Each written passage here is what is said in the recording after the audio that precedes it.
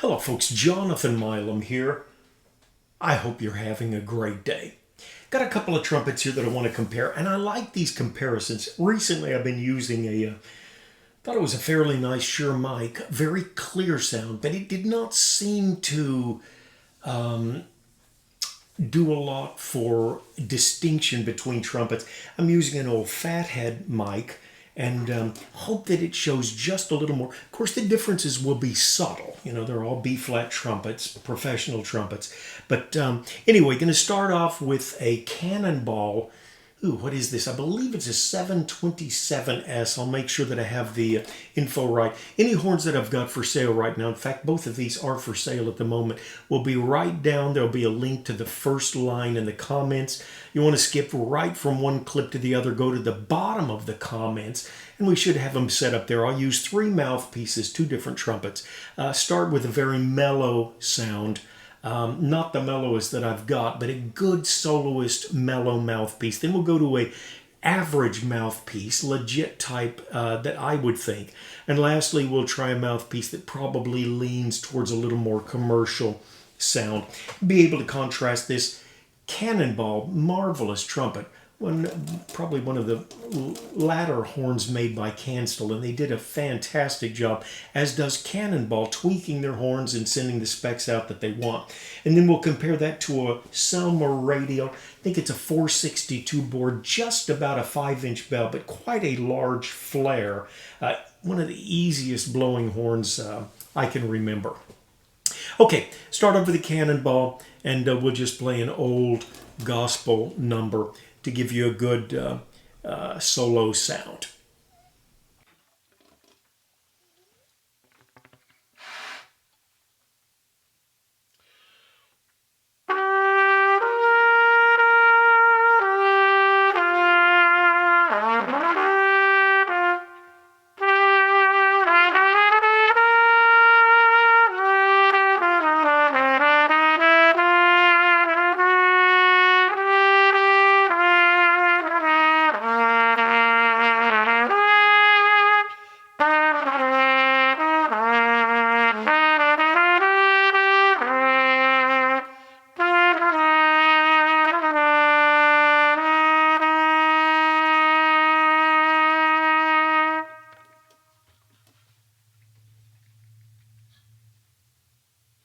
Really nice horn. Like the way that plays. Just a very fine player. And here's the Selmer Radial.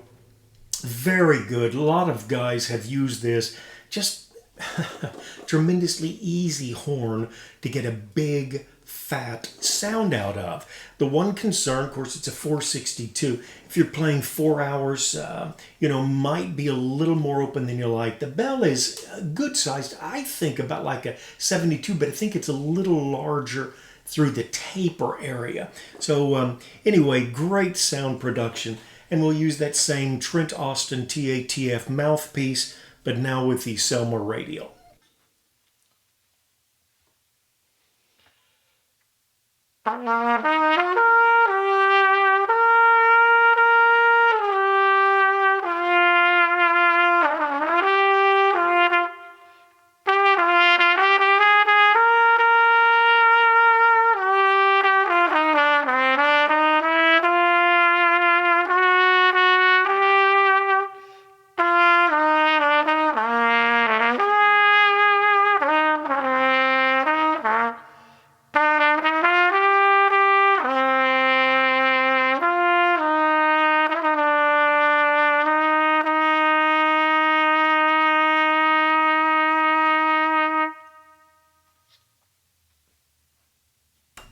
Okay, now we will go to a very average mouthpiece. Well, it's an excellent mouthpiece, actually, but it's pretty much an average size. It is a GR64MX, so it's a little extra deep, I believe, probably maybe slightly deeper than a 3C, but a slightly smaller diameter as well, more like a 7C in diameter.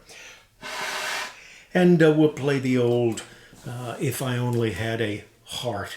Except when I play it, I'm thinking if I only had some lips. That's what I'm thinking. With the Cannonball 727.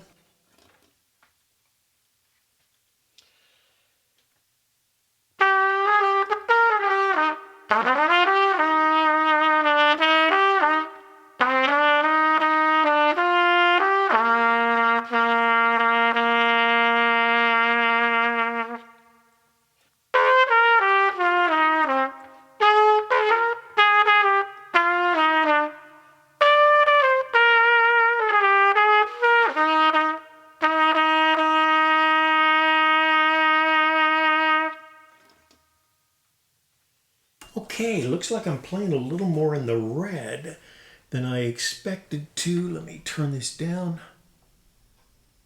just a little bit. Maybe I'm excited with this new microphone.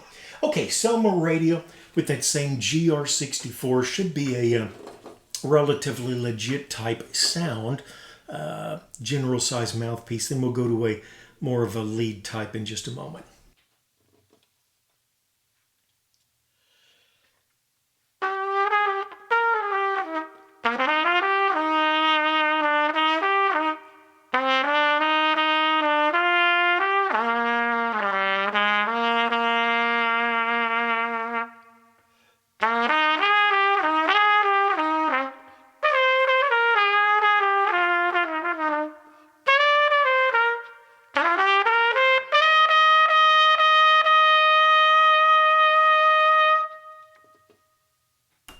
All right, we'll go back to the Cannonball and we'll try and give you an idea, if you're a lead player, what these horns might sound like. I'm not a lead player and really do not play much above the staff. I'm trying for a good sound, for some projects long term that I'm trying to get started out. But we'll see what we can do with this. It climbs up just a little bit. This is a Monette BLM with the Cannonball 727.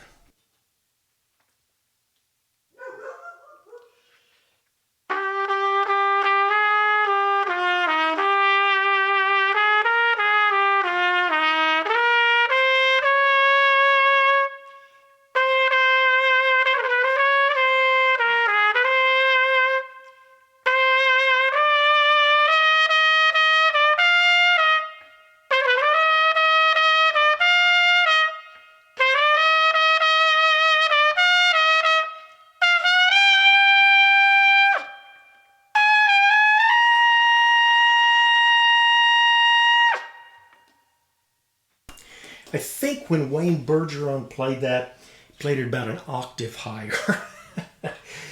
Yeah, I don't have a lot of super C's in me, sorry to say. Okay, we will try that same thing. This is a Monette, very interesting mouthpiece, very shallow, big throat, big drill size. Most standard Bach pieces are about a 27 drill. This is a 22. The Trumpet-Flugel piece that I tried earlier was probably a 23 or 24. So the shallowness is balanced somewhat by the larger throat. Intonation is excellent. You can really pull. Monette claims that, and I really do think it's accurate with this. The one thing I don't like is when you get down below the staff. For me, there's just not enough depth there. Not its intent. I think it's intended as a lead mouthpiece. So we'll try and use it to give you an idea of the sound with that. This is the Selmer Radial with a Monette lead mouthpiece.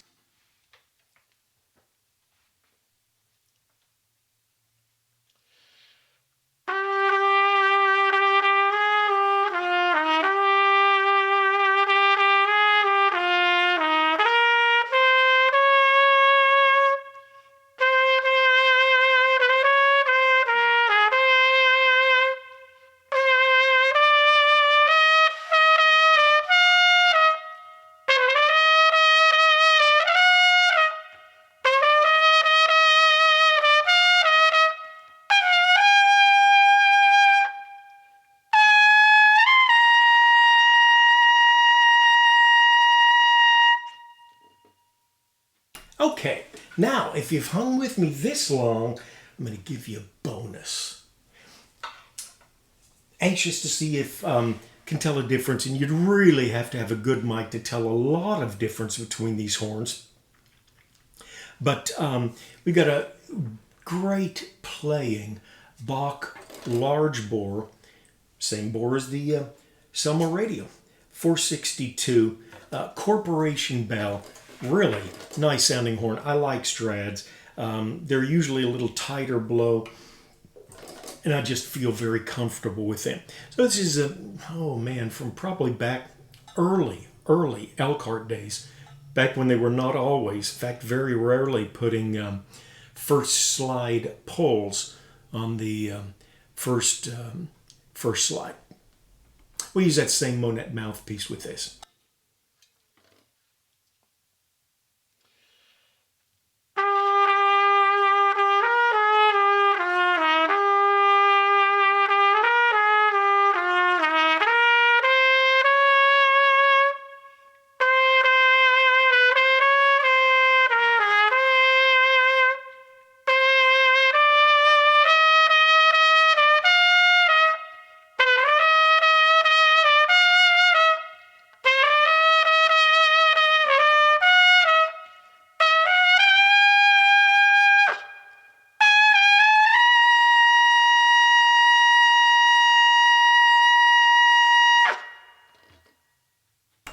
All right, nice little Bach.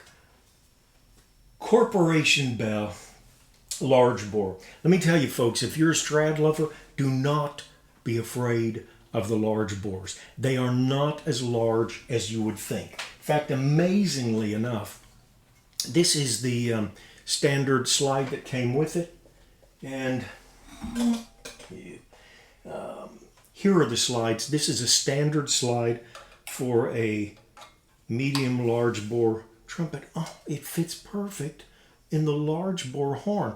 And the slides are all interchangeable, 1, 2, and 3. So you do not get a large piece. Somebody said they're using, well, anyway, what I believe it is, the large bores have a slightly larger port down in the valves. It's what I was told. I believe that. And to offset that, the 25 is the trimmest taper of any of the Strad horns. Now, there's not really a big difference in sound. Brass bell 43, brass bell 25, brass bell 37, brass bell 72. Not a large difference. When you get into the medium bore, there's still not a big difference, because when Mr. Bach put a large bore, he put a smaller bell. When he put a medium bore, he put a larger bell. So it's really a balancing act.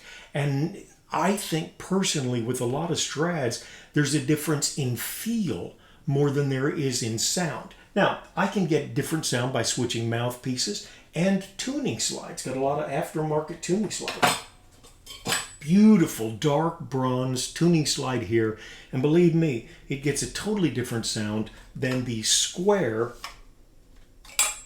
sterling silver slide here. So that's how you can get a good difference in box sounds. And of course, mouthpiece is the easiest way to make a sound. You take the mouthpiece and you put a radial bronze slide in, you're going to get a really nice mellow sound. But the large bore, do not be afraid of it. This is the third one I've had. They play so nicely. Little more open feel in the middle part of the horn, little more resistance, not a lot, but a little more in the back part. Very, very nice horns. The 25, I wish I knew 30 years ago how nice they were to play. And I'm not a big wind guy, So anyway, there we go. Great Cannonball 727, one of Kanstul's last. Nice, light, very lightweight bell. You've got the radial here with the quite large bell, and then a little bit heavier metal as well. Very open feel. Okay, folks, hope you've enjoyed this. Always nice to spend time together. Do take care of yourself and someone near you.